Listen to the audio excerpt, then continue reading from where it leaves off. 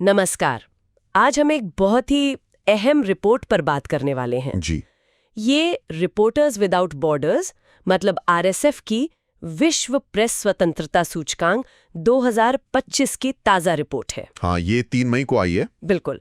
और इसमें दुनिया भर के 180 देशों में मीडिया की आज़ादी को आंका गया है। सही। तो आज हमारा मकसद है कि इस रिपोर्ट की मुख्य बातें समझें, दुनिया में क्या चल रहा है, भारत कहाँ है, और इस बार एक खास पहलू भी है, आर्टिफिशियल इंटेलिजेंस का असर। जी हाँ, एआई का प्रभाव, ये इस बार की थीम भी है। तो चलिए शुरू करते हैं इस पर चर्चा। बिल्कुल।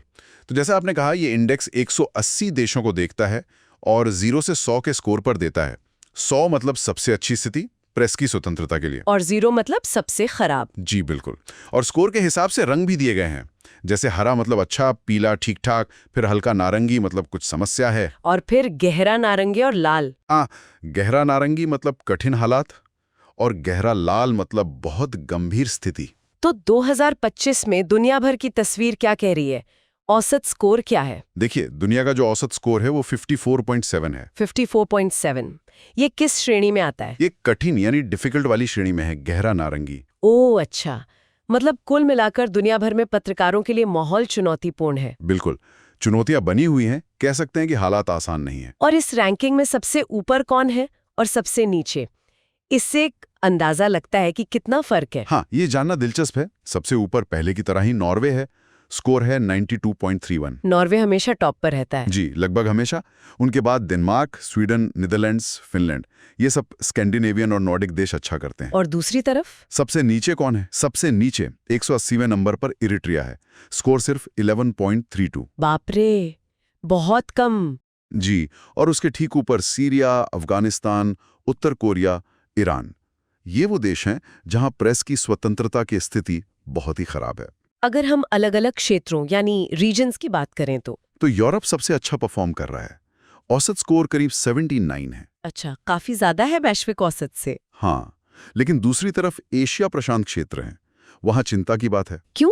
क्या स्थिति है वहां? वहां 32 देश हैं इस सूचकांक में, और उनमें से 20 देश बहुत गंभीर यानी गहरे लाल वाली श्रेणी में है। 32 में से 20? ये तो बहुत ज्यादा है। जी, और इसी क्षेत्र में अफगानिस्तान सबसे नीचे है, रैंक 178। चलिए अब भारत की बात करते हैं। हमारे देश की क्या स्थिति बताई गई है इस रिपोर्ट में? भारत का स्कोर है 30.96 और 180 देशों में रैंक है 151वीं। 151 और स्कोर 30.96। ये किस श्रेणी में आता है? ये स्कोर भारत को बहुत गंभीर यानी गहरा लाल रंग में रखता है। बहुत गंभीर, लेकिन मुझे याद है पिछली बार 2024 में भारत की रैंक 159 थी। हाँ बिल्कुल। तो इस हिसाब से तो 8 पायदान का सुधार हुआ है रैंक में। जी, रैंक में सुधार जरूर दिख रहा है 8 पायदान का, ये एक सकारात्मक बात है। पर स्कोर अभी भी बहुत गंभीर श्रेणी में है। ये थोड़ा कंफ्यूजिंग नहीं है? हाँ, ये बिंदु समझने वाला है। देखिए, रैंक सुधरना एक बात है, लेकिन स्कोर का उसी बहुत गंभीर श्रेणी में बने रहना दिखाता है कि जमीनी हालात शायद अभी भी बहुत चुनौतीपूर्ण है। मतलब सुधार तो है पर काफी नहीं। शायद ऐसा कह सकते हैं।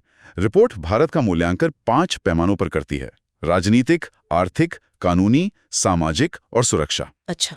इनमें अगर देखें तो सामाजिक और राजनीतिक संदर्भ में भारत की रैंकिंग काफी नीचे है, 160 और 155। ये दिखाता है कि शायद इन क्षेत्रों में ज्यादा चुनौतियां हैं। भारत की इस स्थिति को और समझने के लिए जरा पड़ोसी देशों से तुलना करें तो? हाँ, पड़ोसियों को देखना जरूरी है। भूटान काफी अच्छा कर रहा है, रैंक 90 है। नेपाल भी हमसे बेहतर है, 104 पर। श्रीलंका 149 और पाकिस्तान 149 भी रैंक में भारत से थोड़ा सा ही ऊपर है। ओके, और हमसे नीचे कौन है? हमसे नीचे बांग्लादेश है 152, म्यांमार 169 और चीन 178। अफगानिस्तान भी नीचे ही है 178। अच्छा, तो मिला जुला सा है पड़ोस में भी मामला। और ब्रिक्स देशों में भारत कहाँ है? ब्रिक्स समूह में देखें तो दक्षिण अफ्रीका की रैंक काफी अच्छी है, 27वीं। ब्राजील भी 63वें स्थान पर है। यानी ये दोनों भारत से काफी आगे। जी, काफी आगे। भारत की रैंक 151 है, जो रूस 171 और चीन 178 से ऊपर है। एक और बात जो शुरू में कही थी, आर्टिफिशियल इंटेलिजेंस का प्रभाव। रिपोर्ट इस बारे में क्या कहती है? क्या कुछ खास जानकारी दी है? देखिए, ये इस साल की रिपोर्ट का मुख्य विषय जरूर है, मतलब थीम यही है, ब्रेव न्यू वर्ल्ड में रिपोर्टिंग, प्रेस की स्वतंत्रता और मीडिया पर आर्टिफिशियल इंटेलिजेंस का प्रभाव। हाँ। लेकिन जो जानकारी हमें मिली है उसमें इसके असर पर बहुत ज़्यादा डिटेल में बात नहीं की गई है, बस इस मुद्दे को उठाया गया है। ओके, मतलब इसे एक महत्वपूर्ण उभरते हुए कारक के तौर पे हाईलाइट किया गया है। जी, बिल्कुल। ये बताया गया है कि ये एक बड़ा मुद्दा है जिस पर ध्यान देने की ज़रूरत है। तो इस पूरी चर्चा का सार क्या निकलता है? मुख्य बातें क्या हैं जो हमें ध्यान में रखनी चाहिए? देखिए, पहली बात तो ये कि दुनिया भर में प्रेस की स्वतंत्रता एक कठिन दौर से गुजर रही है। वैश्विक औसत स्कोर यही बता रहा है। दूसरी बात, भारत की रैंक में सुधार हुआ है, जो अच्छी खबर है। लेकिन स्कोर अभी भी बहुत गंभीर श्रेणी में है, जिसका मतलब है कि सुधार की बहुत ज्यादा गुंजाइश है और चुनौतियां गंभीर हैं। सही। तीसरी बात, यूरोप में स्थिति सबसे अच्छी है, लेकिन एशिया प्रशांत क्षेत्र, जिसमें भारत भी आता है, वहां पत्रकारों के लिए हालात ज्यादा मुश्किल हैं। बिल्कुल, और ये समझना बहुत जरूरी है कि हम तक जो खबरें पहुंचती हैं वो किन परिस्थितियों में काम करने वाले पत्रकारों की मेहनत का नतीजा है। एकदम सही कहा आपने। ये सिर्फ आंकड़े नहीं है, ये असल इंसानों और उनके काम करने के माहौल की कहानी कहते हैं। और अंत में कोई ऐसा सवाल या विचार जो ये रिपोर्ट हमारे लिए छोड़ जाती है? हाँ, बिल्कुल।